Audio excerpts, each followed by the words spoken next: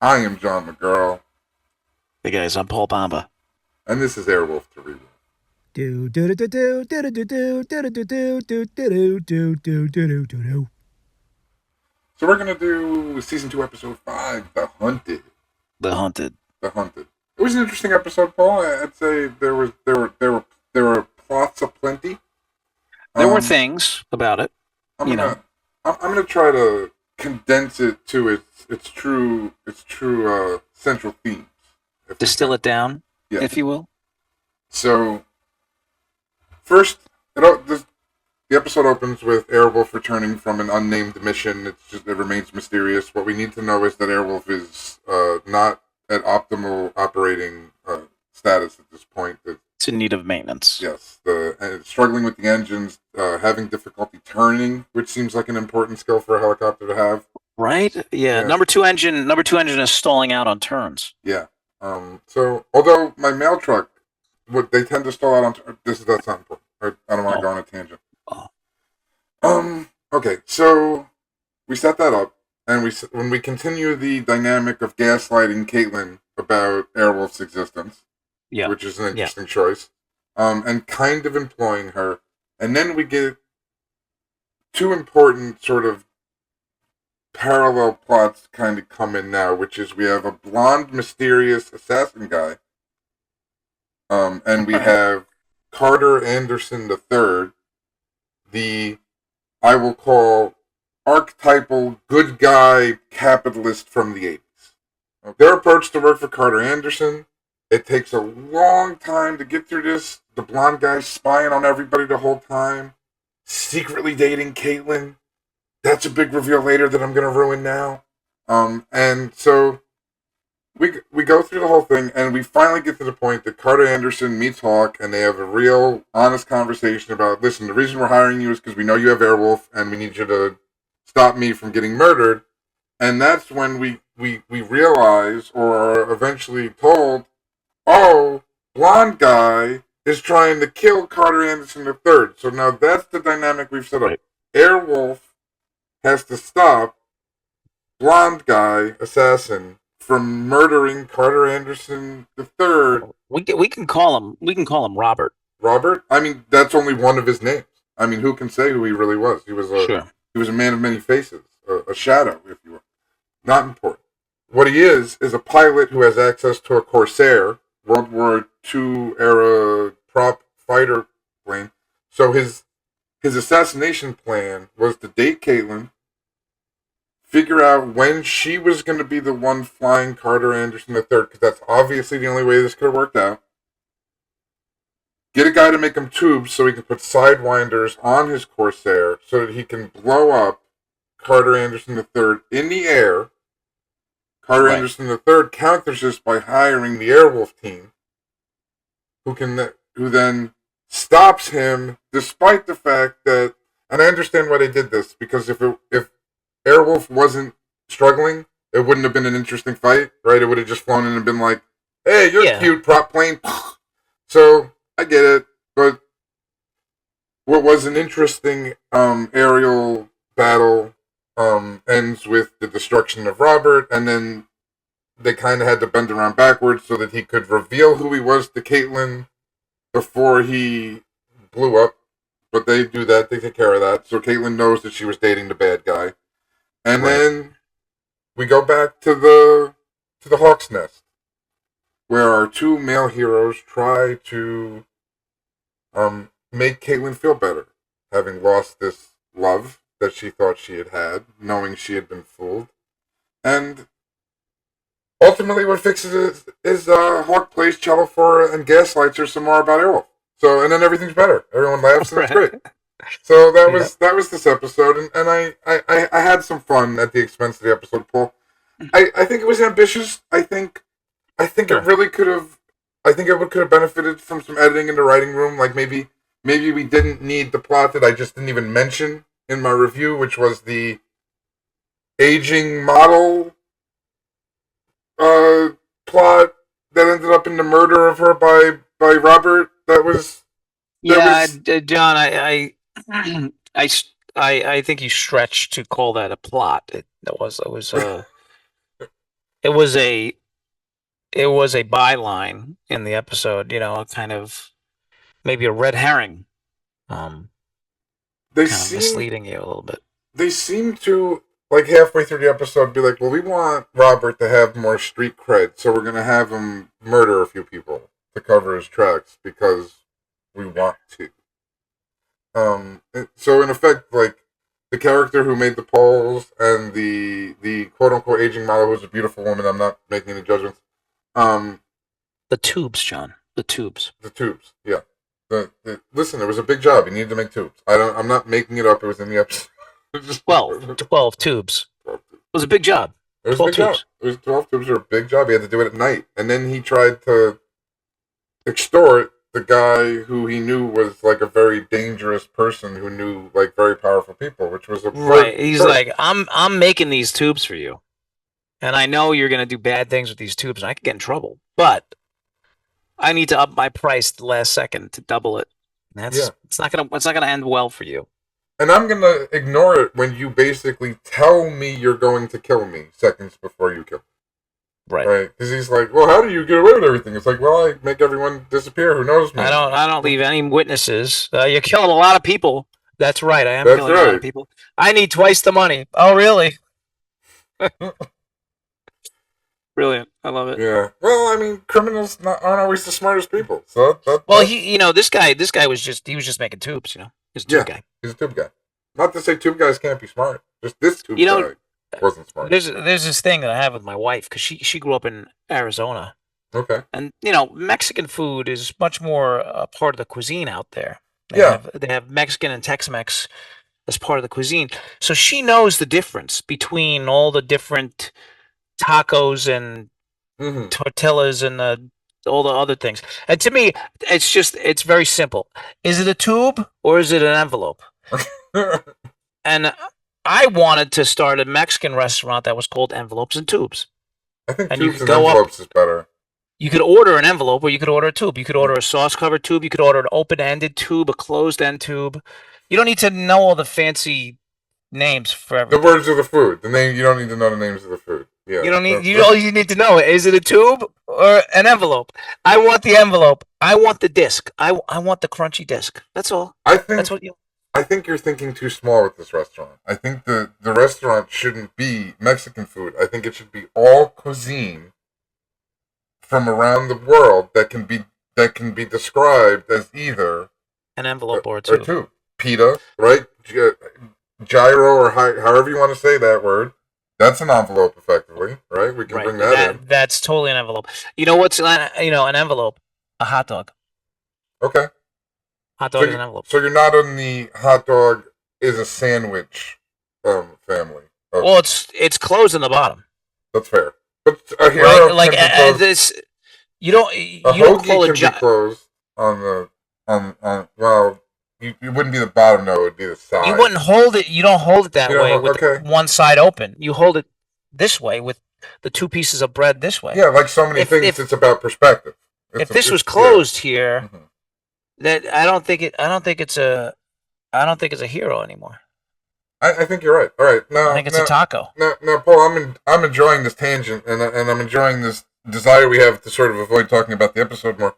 But I think we have to get to it. So did you pick out some big things? No, big. So do you want to start, or would you like me to lead us? No, off? This is incredibly meta by Belisario Company here, which I have a great deal of appreciation for. Okay, because when you're spying on someone, right, and you're taking photographs, where is the last place someone is going to look for someone taking photographs? Back of a van parked right next to their place. Not just that, John. The back of a van parked next to their place that has photography written across the side of it. Oh, that's the genius. You're looking at this all wrong. It's hiding in plain sight. John, that's exactly my point. It was so meta. It was like we've gone all the way around to the other side, and we've now reached complete obscurity. This is so brilliant. Stupid, it's genius. Yeah. Yeah. It's Yeah. great. Yeah. I love that. I love that. And she's knocking on the door. What do you make it in there? Porno films? That was And so then he, random. and then he comes out and he like kind of like chokes her out and she's like, "Oh, I like this." You know? Yeah, I think in my notes I put that as unfortunate violent sexuality being expressed that I'm just not Right. into. Don't like this. We're touching alcoholism again. I think maybe there was that theme was just. I mean, it's a theme in our culture forever. And right. She for was. good I mean, reason, she was being drunk there. But we had right. that whole episode based around Dom's friend that was the alcoholic, and this felt like a little like piece of that brought back in for like that. In my humble opinion, that entire what did you call it? Byline, just it would have been better to not exist in this episode and maybe spend some more time elsewhere. But that's my opinion. Or like investigating like why he's doing what he's doing. Yeah. You know, give some hint as like who is this guy? Why is he like who's he wrapped up with? Because Carter, says there's other people that are angry about what I'm doing. So like who are these other people? Why is Robert Marconi or whatever? I'm saying Robert Marconi because that's what Marconi photography. But like, why is he so bent out of shape about him? Yeah, it was an opportunity for world building. Missed, right? Like you could have created sort of the anti-firm, something Totally. to stand up against Archangel. Maybe for Rewolf we think about something like that. Maybe we even build on like, do you remember Robert? He was just the tip of the iceberg. Right. Could be fun. All right, so my first big thing is selfish, and I'm just gonna say people named the third are awesome, and I really appreciate the naming choice. I don't think we need to get into why I'm so fond of people named the third. I think Carter Anderson the third was probably a good bloke. And then that I'll throw it back to you, buddy. What's your second thing? Well, we talked about Stringfellow, being a pilot with 400 over 800 vision. Yeah. But did you clock it, John? I was unsure, so I had to rewind it and watch it again and rewind it and watch it again. I was thinking, is there some disconnect here between what I'm seeing through the streaming and like what is like the actual original Airwolf, like broadcast Airwolf? Because there's no way I can know. Mm-hmm. But there were multiple times where it really seemed like Stringfellow's entire bit of dialogue was ADR'd. I noticed the same thing. It seemed like they must have had some sort of issue. Like the whole scene where he was rolling around on his back, like you could tell it was like all off. And there was another scene where he was talking to Dom and he was like fixing the fuel injector thing, and like that was like all wrong. And then there was another scene later between when he was outside before he met Carter outside. It seemed off too. So and so that like got me thinking, like, is something going on now? Because if you watch like old Monty Python, what the hell is his name? I forget. Oh man, I'm blanking. But not John Cleese, but one of the other Pythons. He was like suffering through alcoholism, and he was like drunk on set all the time. Like, if you ever watched, do you know that our friend Joaquin, he likes that sketch Woody and Tinny Words. Yeah. Do you know that's Woody and Tinny Words? He's made me watch it. Yeah. Famously, that guy, what the hell his name is, I can't remember. He's fucking shit-faced during that. And you could tell, like, when you watch it, you could tell. He's like, oh, Woody and Tinny, shower. And so, like Belushi. Belushi was known for that towards the end. Used to get loaded and perform. Yeah, I was watching the Good Fight with my wife, and there's a scene with what's his name from Friends that died recently. Oh, Matthew Perry. Matthew Perry, yeah, and he is fucking smashed. He's like totally drunk, And Courtney's like, look at this scene, and I walk into the room. She's like, what's going on with him? I was like, is he drunk? And she's like, he's not drunk in the story. I was like, holy shit. So like, I'm not to say that that I got that sense that String was drunk, but we know where this goes. Like later on, and it's just making me really start to wonder now in season 2. Yeah. That's a bummer. I guess I'm just going to try to change the subject. My second big thing will be I struggled. I was fascinated by this episode because it's a rare episode where we spent a substantial portion of time with none of the team, right? Like with Robert and his beautiful housemate, or with Rosalind, or like we'd be watching the suit guys doing stuff, and it's just a really unusual thing for Airwolf. Usually, one of the major characters is there. If we're somewhere else, it's with other people we know, like Archangel and his team. So it sort of was a little jarring for me in an interesting way, because not bad or good, just different. It was a different tonal episode because of, I think, a lot of they did try to make a very complex plot. Yeah, I actually noticed that myself, because there's that scene where Robert's having a glass of wine before he goes into the dark room, with his lady friend and Edna, and Edna. I'm like, ooh, goodbye. Look at the scene. I'm like, oh, this would be a nice scene to play, because you get a chance to watch FBI Most Wanted season 5 episode 11. I have not watched your episode yet. Well, if you ever get a chance to watch it, I'm in it, and I have a scene with another actor, this guy Corey Tarhan. And it's just us together in the scene. The main actors aren't there. It's always fun, because then you get the whole crew kind of working with you. It's pretty neat. That is cool. So I was like, oh, this is cool. They got a cool little scene here, and then he goes to the dark room. He's got all his work, and we saw a little bit of that with what's her name that lost weight? The girl that lost weight. The scientist, the brilliant computer scientist whose primary feature was that she had lost weight and gotten hot. Yes, I don't. Yeah, I don't remember her she's name, now better. She's now but, better looking. Yeah, right. I remember the character. I don't remember the name. But she had lost weight. Yes, they strongly pointed that out repeatedly. Yeah. She looks better now, right? What were we talking about? Oh, we were talking about she lost weight. Okay, we were talking about my second big thing, but I think we have covered that now. And your third big thing is the curse. The curse? It's now moved into the realm of the supernatural. Somehow Dom is immune. Yes, because he loves Dom. I assume that's the curse we're referring to. Somehow Dom is immune.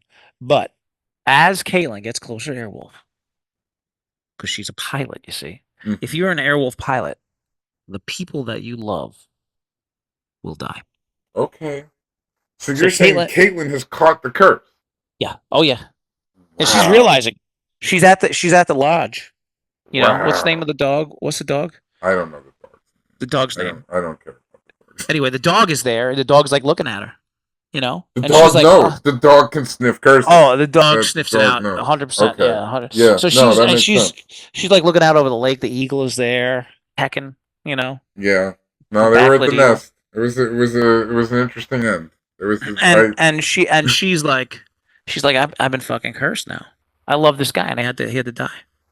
Yeah, I mean, thankfully the curse kind of helped us out on this one. Like, she loved the total shithead, so big win actually. He wasn't good. He was not good. He was not good.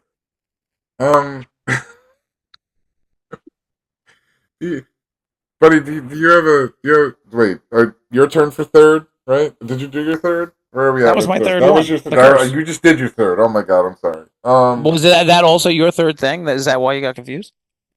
My third thing was very related, and that is why I got confused. I'm sorry. Mine was the continued magic of the Hawk, where it took nothing, and Rosalind was just in with the Hawk.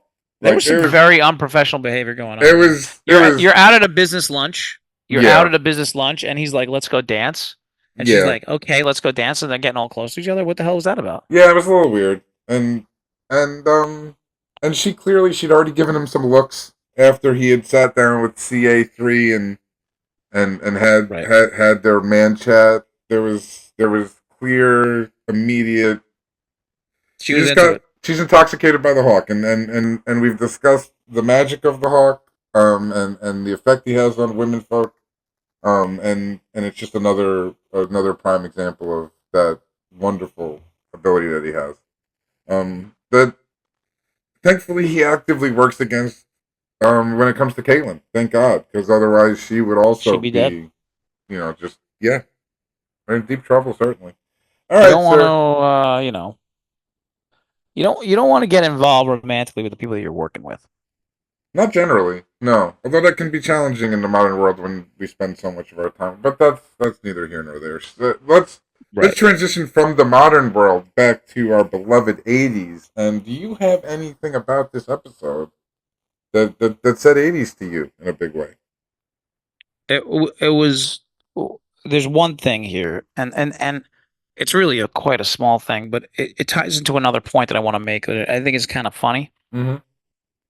You ever shoot a pistol, John? I have shot a pistol, yes. Yeah, it's not that big of a deal. Depending, Mhm. if you're shooting a 22, it's like, whatever. If you're shooting a 45, it's like, eesh, Yeah. right? You ever shoot a pistol with a silencer? I've never shot a pistol with a silencer. You ever watch a YouTube video of a gun being fired with a silencer on it? I haven't. I would recommend watching it. Okay. The sound that somebody decided that guns with silencers make in the 80s is nothing like what a gun with a silencer. To the gun. Why is it this little whistle? It's the same. I know, but my brain knows what that sound means. Right, we all know what that is now, right? But that's not what a gun sounds like. That's amazing. That's such a good '80s. That is such a good '80s, and it's still around. I think it's still around. If we watched a movie, that would be the noise, right? Like if Jason Statham pulled out a silenced pistol and shot, it would be. I have seen movies where they don't use the pew pew sound, but when that happens, you notice it. You're like, oh. You probably think it's wrong. You're probably like those bastards. Let me just explain to you. Let me give you my perspective on what a gun with a silencer sounds like. A gun with a silencer sounds like a gun. So loud and a bang, basically.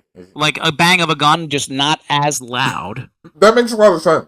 Not as loud as a gun. It makes sense that the tube at the front of the gun wouldn't transition it from a gun sound to like sort of pew. Yeah, a pew. A pew. Pew. And then the second thing about this, which is kind of like a gun related topic, is like fucking sunbursts do a lot of work. Thank God for sunbursts. I mean, you think they could have like mixed in something else? Dude, I could have like mixed in another thing. I love this show, and usually I think that they are to be commended for the story they tell with the aerial footage, but the aerial battle in this episode was nonsensical. It was like a Transformers fight in the new movies where you just see things moving and you're like, I guess that makes sense. Why does he, if he's going to shoot down this plane, why does he get behind it and then fly up next to it and look, and then they're like, oh shit. Yeah, he does do like a "Hey, what's up? Look at me! I'm about to kill you" thing. Is that like a goodbye? Is that like a goodbye to Caitlyn? Is he trying to say goodbye to Caitlyn? When it happened in the show, I thought it was so because they needed to do the work eventually otherwise it would be ridiculous if she doesn't find out that he's the guy trying to kill her and them. So I thought that was why he flew up alongside, was just for not well motivated necessarily, but just from a practical standpoint, the character needs to know. And then that's not when they found out. They did that when he got killed at the end. Yeah, he's like, because Airwolf didn't have any missiles and ran out of bullets, which are things that like have never been a part of this storytelling. But that was Dom actually says that he's gonna, tomorrow we're gonna strip all the armaments. Now, okay. they still had time to prepare.